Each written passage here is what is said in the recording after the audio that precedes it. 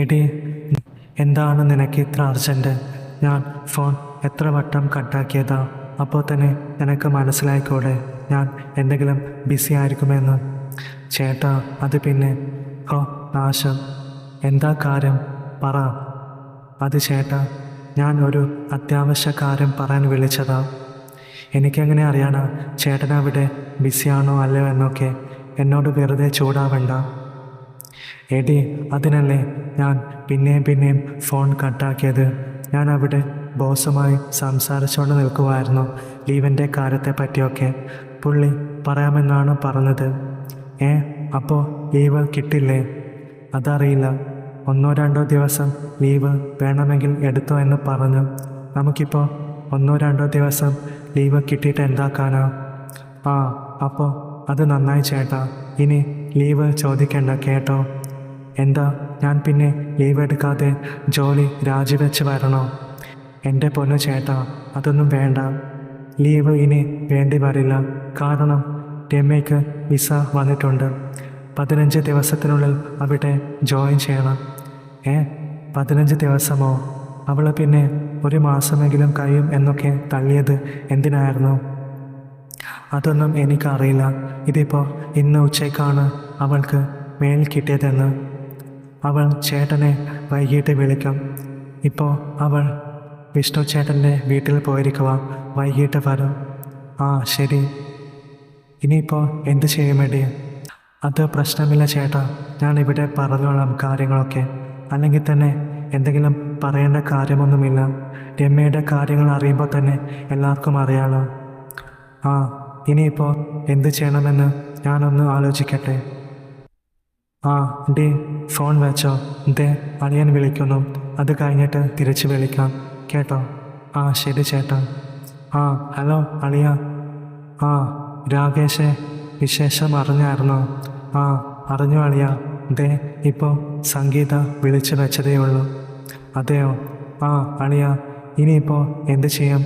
ഞാനും ലീവ് എടുത്ത് വെച്ചിരുന്നതല്ലേ. ഇനിയിപ്പോൾ ഞാൻ അവളോടൊന്ന് സംസാരിക്കട്ടെ. അവൾ വീട്ടിൽ പോയിരിക്കുവാണ്.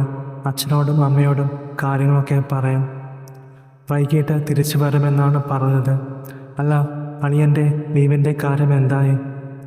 ഒന്നും പറയണ്ട അളിയ.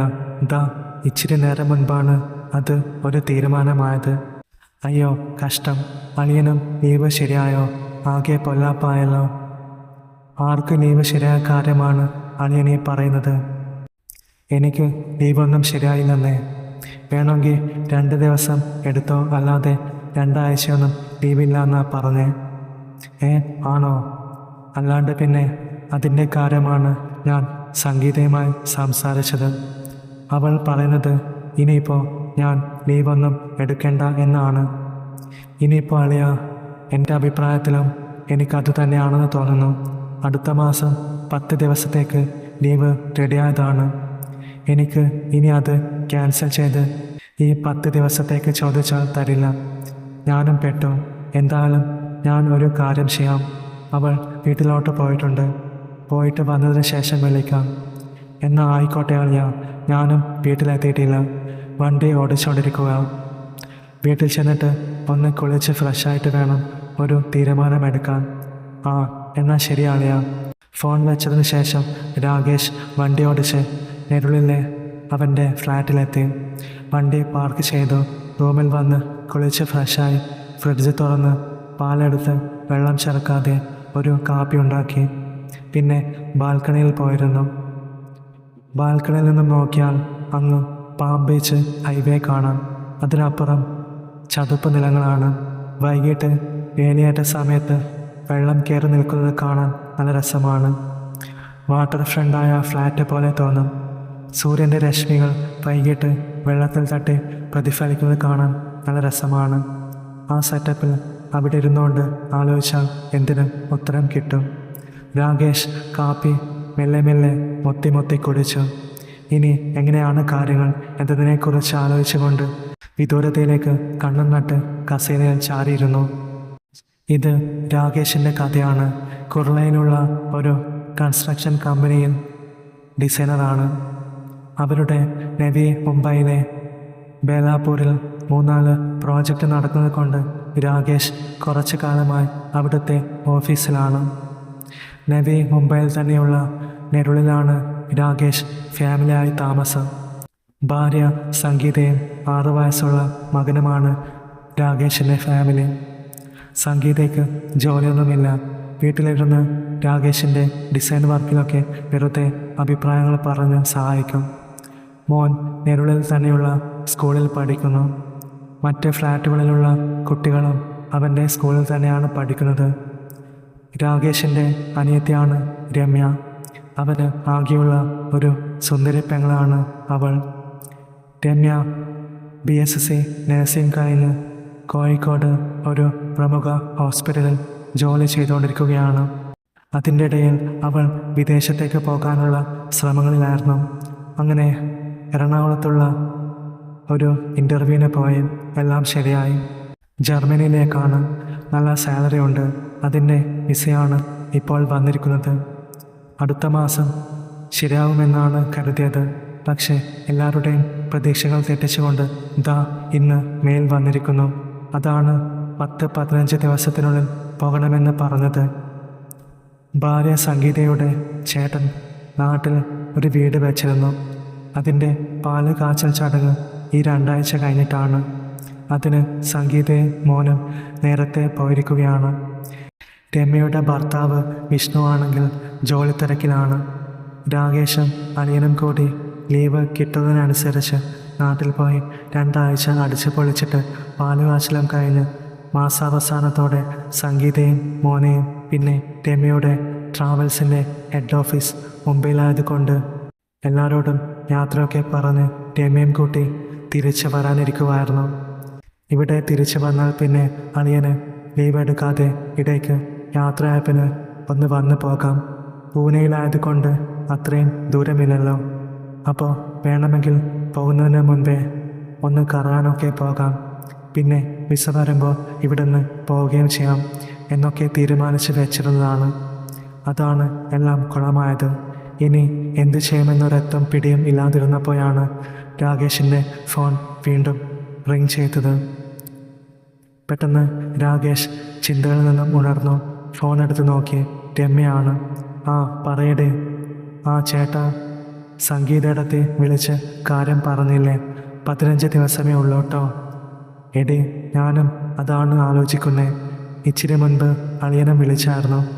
പുള്ളി ലീവും എടുത്ത് വെച്ചിരിക്കുക. എന്ത് ചെയ്യും? വിഷ്ണുവേട്ടനോടൊക്കെ ലീവ് ക്യാൻസൽ ചെയ്തോളാൻ ഞാൻ പറഞ്ഞിട്ടുണ്ട്. ലീവ് കിട്ടുവാണെങ്കിൽ അങ്ങോട്ട് വരാൻ ഞാൻ പറഞ്ഞു. അപ്പോൾ പറയുക, ചിലപ്പോൾ പകൽ ഒന്ന് വന്നിട്ടുള്ള പോക്കൊക്കെ നടക്കുമെന്ന്. അതൊക്കെ നമുക്ക് എന്തെങ്കിലും നോക്കാമേടി. നീ ടിക്കറ്റ് എന്നത്തേക്കാണെന്ന് നോക്കിയായിരുന്നോ? നോക്കി. 13-ാം തീയതിയിലേക്കാണ് ടിക്കറ്റ്.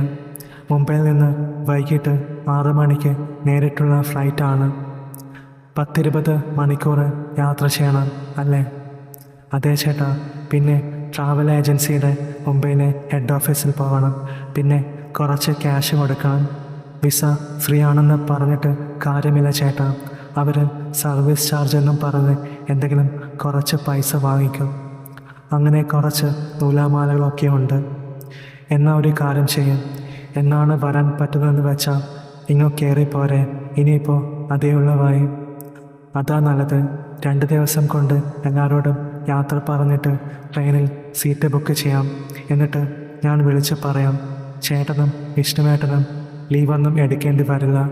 ഫ്ലൈറ്റ് വൈകിട്ടല്ലേ? എന്നാൽ ആയിക്കോട്ടെടേ. ഇനി ഞാൻ പോയി വല്ലതും ഉണ്ടാക്കട്ടെ. തിന്നിട്ട് കിടന്നുറങ്ങണം. ചിലപ്പോൾ അളിയന് വിളിക്കും. എന്നാൽ ശരി ചേട്ടാ. രാത്രിയിൽ കിടക്കാൻ നേരത്ത് രാകേഷിൻ്റെ അളിയന് വിളിച്ചു. അളിയ, രമ്യ വിളിച്ചു അല്ലേ? അവൾ എന്നെ വിളിച്ചായിരുന്നു.